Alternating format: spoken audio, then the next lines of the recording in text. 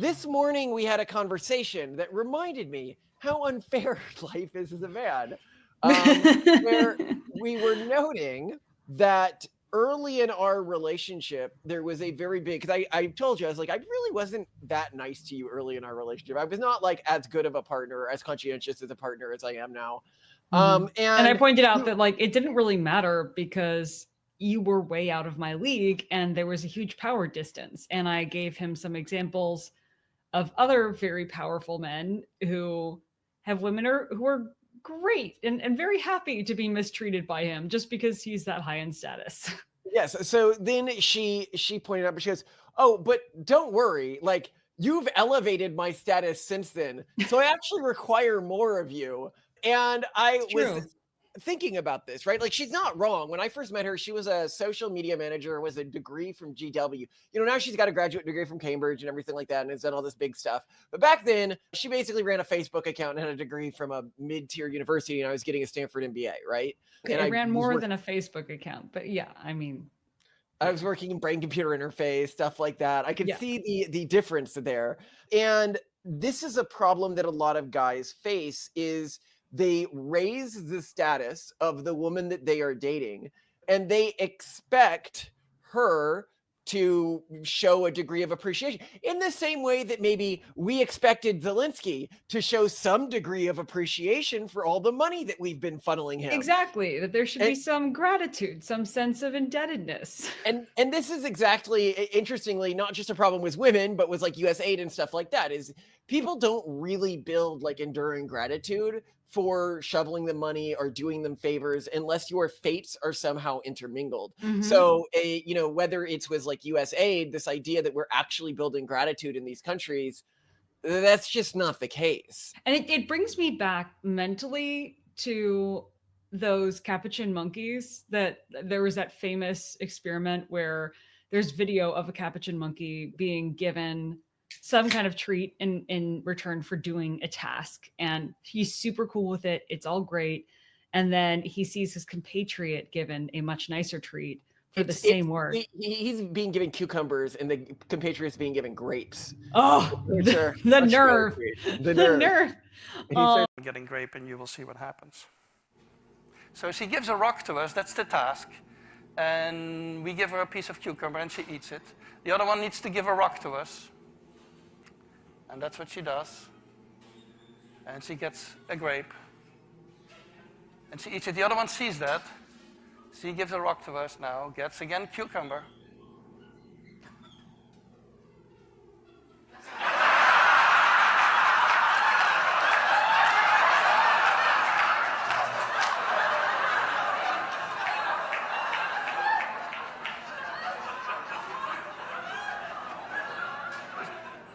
She tests the rock now against the wall. She needs to give it to us.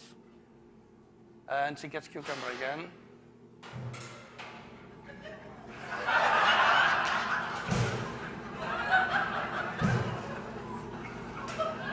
And he angry. loses his mind. And this is a really great example and illustration of how fairness isn't some kind of higher moral good. It is an instinct that we have evolved as species that deal in group dynamics and small group environments. But I think that this shows how this concept of fairness, which is also showing up here, right? That you invested in bettering me, and then I just expect you to treat me better once I'm at a higher social strata, and that we give aid to other countries and that we expect them to be nice to us, is just us expecting, like that Capuchin monkey, that we're going to be paid in grapes in return, right? Like, where's my grape? And then we freak out when no, that's once you leave a small troop of monkeys or a tiny clan-based village, it's over. You don't get that dynamic anymore. Fairness is not going to happen. And here I note that you do get it when you're in small groups. So historically, suppose we were in a small medieval town and she like attempted to trade up or something like that, it would significantly hurt her reputation to the extent that it wouldn't be worth it from her perspective. And this is why relationships used to be basically on a much easier difficulty mode if you're talking about earlier in history. So what we wanted to lay out in this video is, one, how you can correct for and control for this inevitable change, how you can spot this change, where it becomes a problem for different types of relationships where people are expecting different things from each other, that even the oh so moral Simone is subject to. Yeah. You know, you think, oh, she's not, no, she's totally subject to it. And finally, we're going to talk about, well, I guess how you can make relationships work in the modern age. Yeah. So first, why don't you detail how this works for you and how you justify it within yourself? Yeah. And this is interesting for me to realize that this happened, because I want to point out that I'm a pretty mercenary person. Like, if someone compliments me, I feel the need to immediately compliment them in return, because otherwise, in my mind, there's this pending debt on my ledger to them. And I really don't like that. So when anyone does me a favor, I get deeply uncomfortable because I have to find a way to return it. Otherwise, there's a debt that is outstanding, and I can't stand Doesn't debt. work for your long-term partner, though. So explain. I know. So yeah, what's going on there? I feel like there may be some kind of subconscious social status or value I bring to the table meter within people that overrides their sense of indebtedness.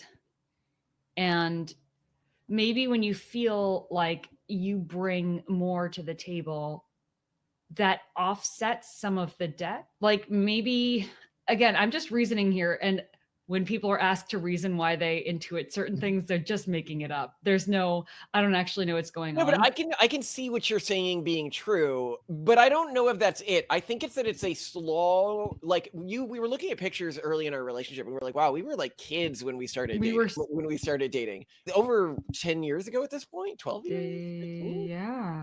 Yeah, we met in 2012 and it's 2025. So a long time ago. So anyway, when we started dating, and I say I was not nice to her, I won't say, I remember thinking actually really explicitly, I was like, wow, this woman like literally would do anything I tell her to.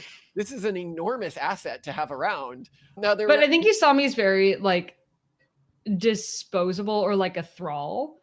Absolutely. You had no respect for me.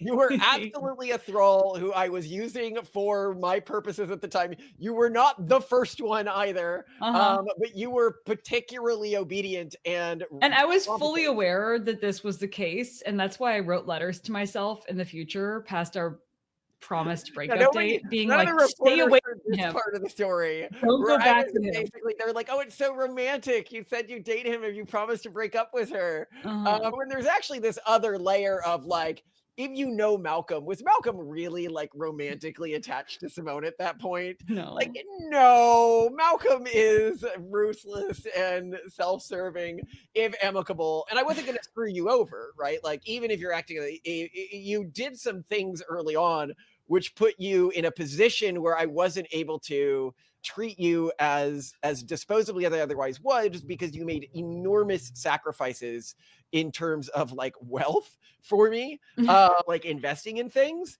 and putting yourselves in like changing career quitting my job. Yeah, quitting your job. And that's where I was like, oh shit, like I really have to, like Vampire the Masquerade Bloodlines, where you accidentally get the thrall and you're like, oh, now she's like living at my house. Now I got to take care of this person. Like, now I actually feel bad if she gets murdered. I got to deal with this. So anyway, it created this dynamic where, and early on, I don't know, very early on in our relationship, you proved yourself to me, where I was just like, wow, like she is incredibly efficient, incredibly effective, and has an incredibly high fortitude for work ethic and hours, which is what I wanted in a wife. And so I was like, okay, we can think about getting married. Let's have that discussion. So that was within like 3 months maybe of us knowing each other, 4 or 5 months of us knowing each other, seriously talking about marriage. Well, basically, we were together from March through July of 2012, broke up July 31st. And then when we were back together by like late September, it was clear that we were going to get married if we got back together. Wasn't a super long period. And I'll even say early in our relationship, I wasn't as kind to you either, but the thrall period was fairly short, only a few months. Fair. But it was, and so you were right to write the letters to yourself in the future, being I feel like this is not in your best interest long term. I was going through photo albums to find some photos for a recent video I was editing, and I found the album for when she first started dating me, and it was titled something like, Is this real life? Is this real life? But you know that was an internet reference, right? I mean, both I was charmed by you, but you know what I was referring to. What were you referencing? that boy who's tripping after a dental visit? Charlie visit, what is like Charlie Still, visits the dentist? Is this real life? Yeah, this is real life. Okay, now I have 2 fingers. Good. Oh, 4 fingers. 4. Still, so David you visits a wrote dentist. that then, and then I Yeah. reflected some of the standards you have held me to recently. And I was contrasting the two Malcolm. You know, full dark triad Malcolm Yeah. versus like modern Malcolm, right? Yeah, modern, takes care of the kids, drives them everywhere, takes them to the doctor, puts them to bed at night. And I go to her and I go, why this difference in standards? And you're like, well, my value wasn't very high when you started dating me. And now it's really high. And the reality is she is functionally correct about this. Mhm. Now, I'd also note here that I also don't really have to worry about her leaving me or betraying me because of how we structured our relationship. And this is where we need to come to relationship structures and types of relationships. So the reason I don't need to worry about that is it would be an enormous, I think probably irreconcilable cost for you to leave me. To leave each other. Well, I mean, one, because we have chosen a life path and we have a set of values that are the same, and we are stronger together than alone. So there's sort of no way that we could maximize our objective functions more than by being together and working together. I think a better way to put it for a red pill guy is no guy, like even a very rich guy, could bring incrementally more to the table than absolutely me. not. Yeah. Because then you're dealing with the kids, you know, who you've had with me that you've got to raise with somebody else. You're dealing with all of the companies that, you know, you built your reputation building with me, the podcasts, the public image of all of that would just get destroyed. I mean, not the kids, obviously, but all the businesses and stuff that we've done together would just, I think, get obliterated. And then you can be like, yeah, but what if the guy was like a billionaire, right? Like, what if it was Putin or something, right? I'd say Elon, but I'd be like, that's not like, you're not nailing down Elon. Like, no one thinking, oh yeah, he's going to stay married to me. Yeah. But whoever it is, you would have no reason to believe that they would stay invested in you long term. So even if they were enormously wealthy, even if they had an enormous amount of status, it still wouldn't be worth it because you wouldn't know if they would stay vested in you long term. Yeah.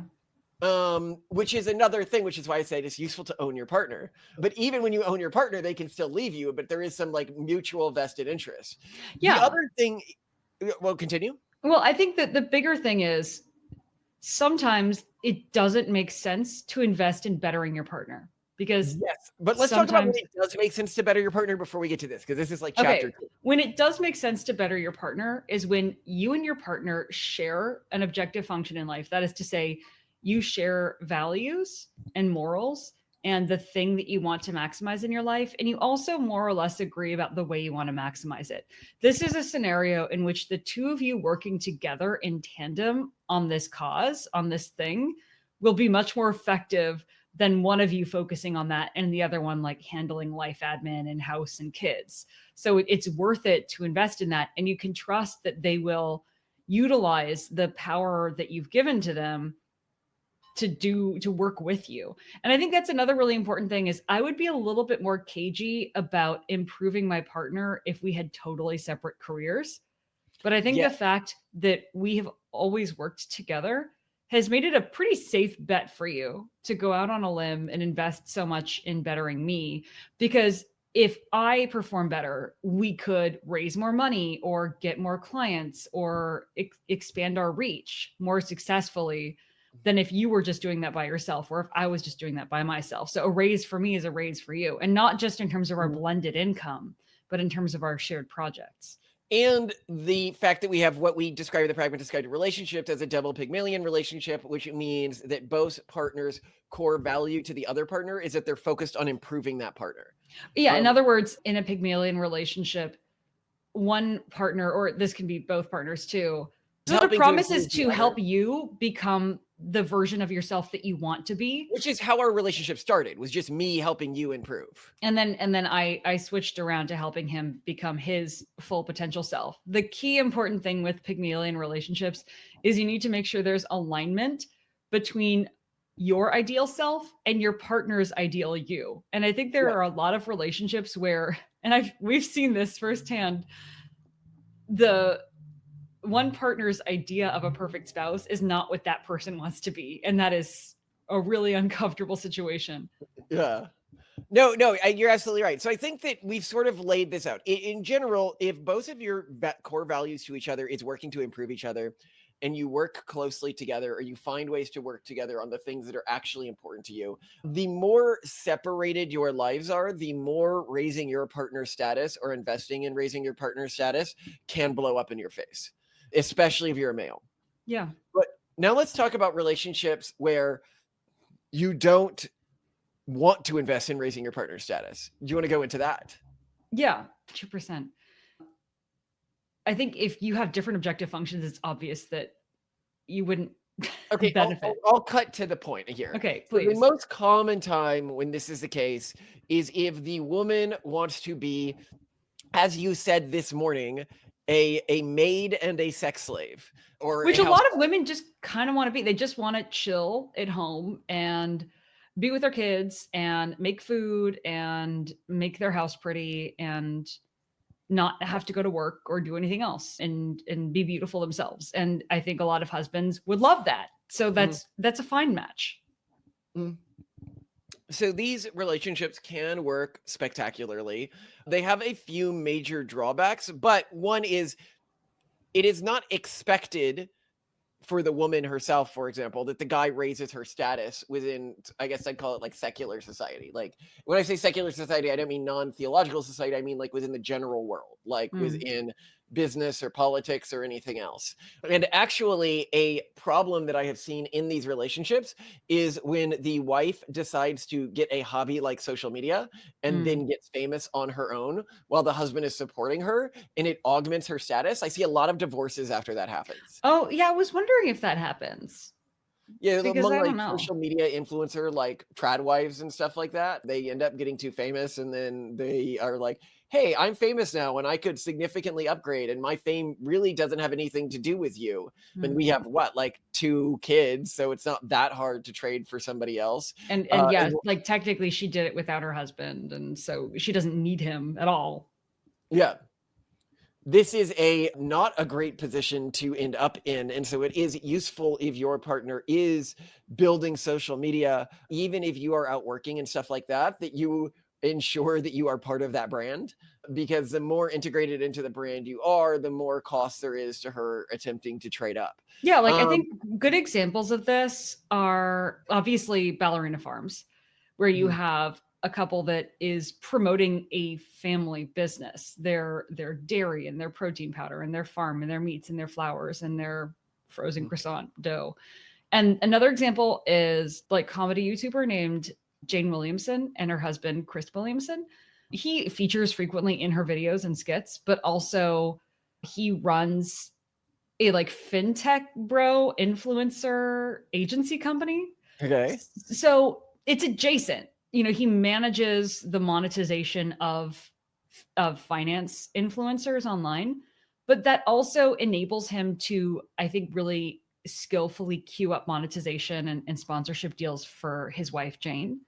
And that makes them work together really well. And I think her cachet as an influencer gives him credibility as well. That like he even lives with an influencer. He does content with an influencer regularly. So when finance influencers are talking with him, they're not like talking with someone who doesn't even know what they're doing, you know, how much work they put into everything. So I think these are really good examples where, and I think otherwise, Jane, and actually both are Mormon. So Hannah Nealman with Ballerina Farms and Jane Williamson, they're all Mormon. So the wives started out as housewives. They didn't plan on necessarily getting a degree. So this is, I think, is a really good example of how they started to develop careers organically by posting online and just enjoying it. But I think it is an example of how that dynamic can be made sustainable and quite profitable for the entire family, while also bringing the couple closer together. Well, I also think that the status difference between partners is something that some women who are choosing this role prefer, and it makes following orders or doing things for the husband more satisfying than it Hmm. would be if it didn't exist. Well, I think the status difference that needs to remain is the husband still has to somehow have more control or power with money. Because this is just kind of a different version of the woman being beautiful and the man being resource rich. But in the case of Ballerina Farms, you have a husband who is from a wealthy family. And with Jane and Chris Williamson, Chris is the one who handles sponsorship and money. And I think that's the whole thing is a I desirable disagree with resource what you're saying man. here. I think what you need is a perception of power difference.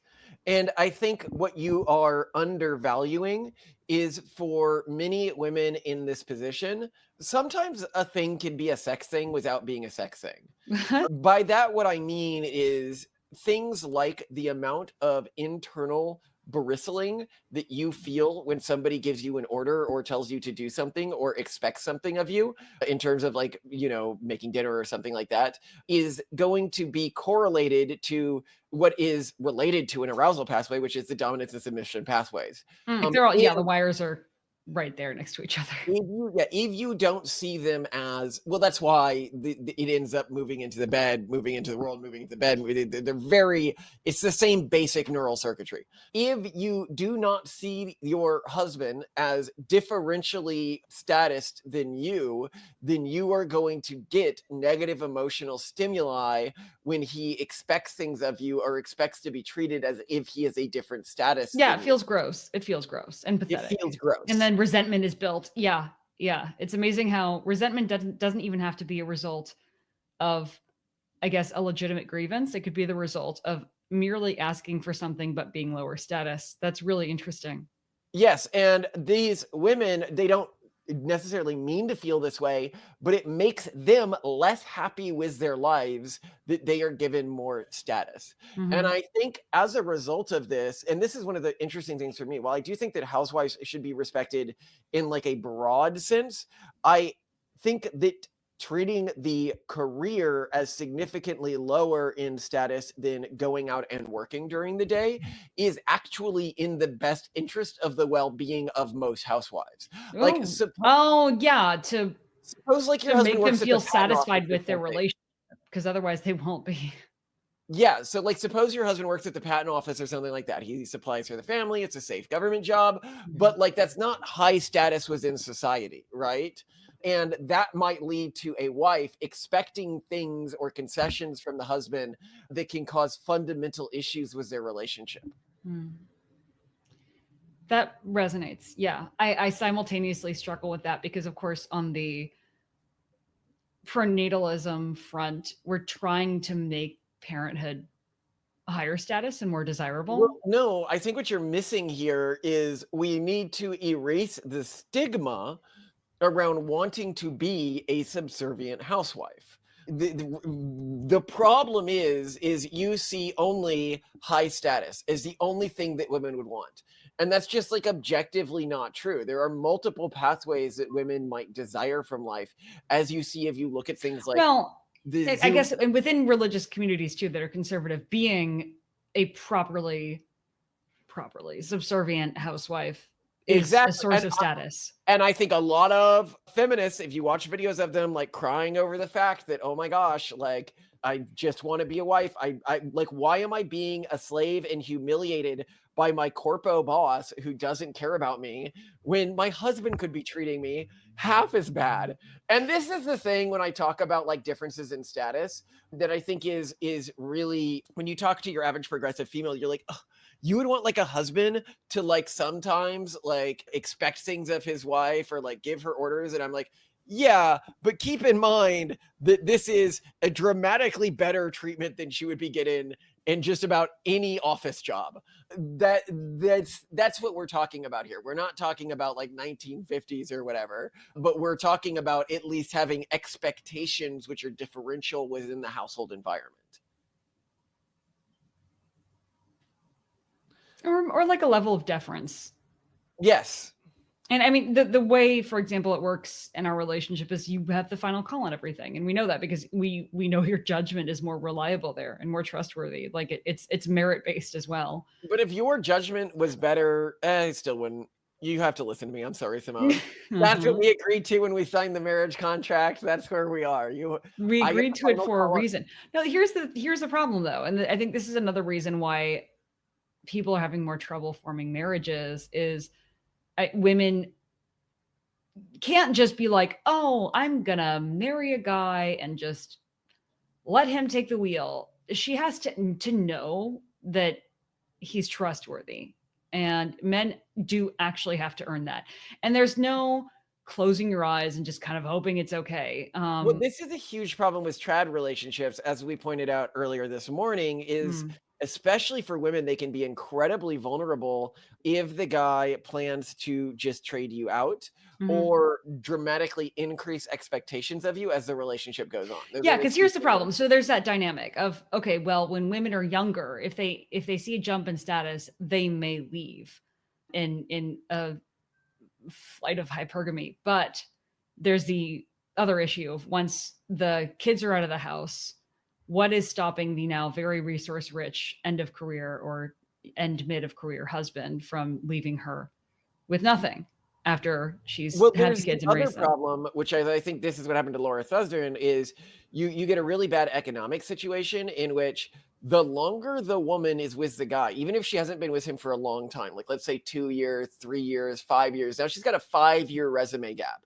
Her economics reliance on him increases basically logarithmically the longer she is in this role. And some guys utilize that to increase the demands and decrease the treatment of the wife. Yeah, good point.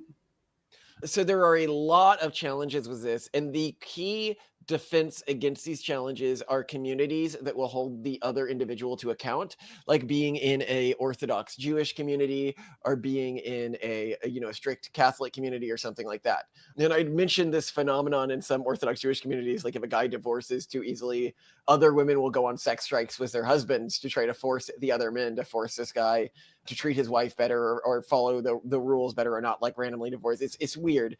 And it's I found that hard to believe, but you point out this is a common thing. It's like something that's happened like a number of times recently, and there's been news stories about it. But anyway, wow. Actually, the episodes I was thinking of are for the inverse reason. Orthodox Jewish women typically go on sex strikes to force husbands to allow other women to divorce who want to divorce, because in Orthodox Jewish law, only the husband can decide on the issue of divorce.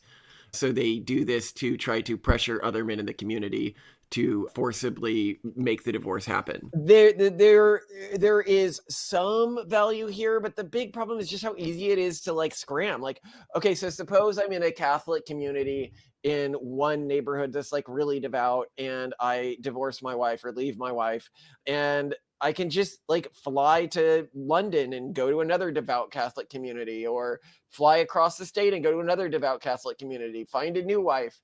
And there's not going to be the same, actual external punishment for this or loss in status for this. Right. About the only religion that really effectively implements this loss of status are Mormons, because they've got the central church, which I think sort of notifies people, this person left his partner. Where they don't think the Well, and you Catholic also church is can't organized really easily divorce people. You're kind of sealed to them. for life. Yeah. Yeah. Well, I mean, that's why Mormons would be like, hey, it's sealed for life. Like, you Yeah. can't leave. Yeah. I don't know if Orthodox Jews are good at this. I feel like their communities are a little too disparate, where you just go to a slightly different faction of Judaism and now there's no connection. That would be my concern. Absolutely. Yeah. Yeah. So I don't know. What would you do? Like, what if our daughters wanted to focus on being a homemaker and raising and homeschooling kids at home, which is a very valuable thing to do. I mean, if you're homeschooling and you have a lot of kids, one of the parents has to be home. There's You've no got way to around build it. value differential, right? How do we have her protect herself? What does that mean? What does it mean for her to You build? have the husband. You'd be like, look, if you're taking this lifestyle, you need to be a fairly dedicated member of the church, the Techno-Puritan church. Okay, so you need to enforce social punishment on the on Well, both and partners for resource leaving. investment. Remember the way that the church works, if you watch The Pragmatist Guide to Governance, which we haven't really talked about this in any of the tracks or anything like that, is voting power is gained through the amount that you're investing in it, and status is gained with the amount that you invest in it. So an individual who was close to the church, basically the church would have a control of some portion of their wealth and would be feeding it back to them in a way that is of high utility to them in terms of upward social mobility, but they wouldn't be able to just cut and run on a partner. Like there's multiple reasons you build systems like this. Okay.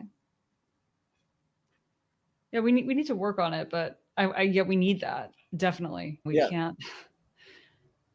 This is an imperfect system, and policing it is hard. I don't think it's an imperfect system at all. I think it's actually a really good system. If a couple's income is still controlled by them while they're together, but it goes to the one who was effed over, not by the state, because the state is very bad at deciding this, Yeah. but by a religious organization, that's going to be really powerful at preventing couples from splitting up. I could see that. Yeah. Yeah. If the religious community lives and works close together, especially, I think if, this is a remote living and working couple or family that lives in a totally different part of the world and they don't have I much. disagree. You need to increase the externality on splitting up. Having losing wealth or losing status because you broke up is a huge way to implement that. Yeah, but I'm saying if this is a he said, she said situation and the church in this case doesn't have much access to the couple's lives and inner workings, then it's really hard, I think, I to. disagree with this. Yeah? Why? I do not think anything is ever a he said, she said situation. I think generally you can get a fairly good idea of what was going on, and that you are always going to be better than the state. Oh, Because the state's just yeah. just a woman. Well, Like, no, I think more broadly too, the state will do what is necessary to reduce its odds of having to pay for any children that are involved. And I think one of the reasons why it basically forces the man to pay for the woman and gives the children to the woman is if the woman doesn't have the children, I think the state sees higher odds that the kids end up in the foster system and the state has to pay for them.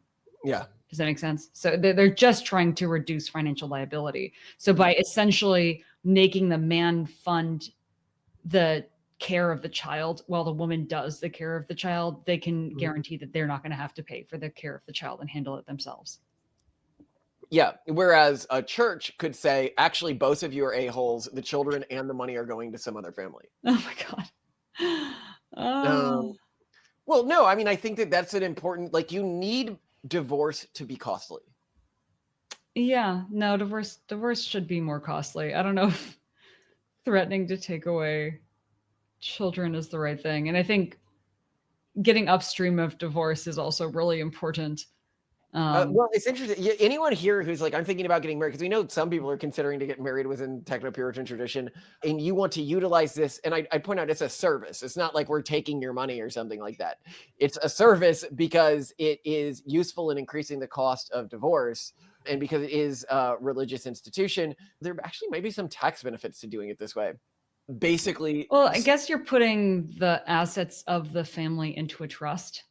And yeah. then making the religion, or you could choose any person you want, the executor of that trust in the event of a divorce. Do it. You could do it as a trust, or you could do it as nonprofit donations that would have a disproportionate likelihood, given the way things are structured, of going to your kids' education, your kids' well-being, your kids, like whatever you wanted for your family. Basically, you would section it off like these nonprofit donations are dedicated to this clan or this faction of the tradition, and the money goes back out, which would allow it to be basically donated into a nonprofit religious institution, but in a way where the family still benefited from the donations, so long as the benefits were not for hedonism. Like you would have, regulations on how the benefits could be doled out, which would make it religious in nature, but is also probably what the family would want anyways for like long-term nest egg stuff, like only for like education, self-improvement,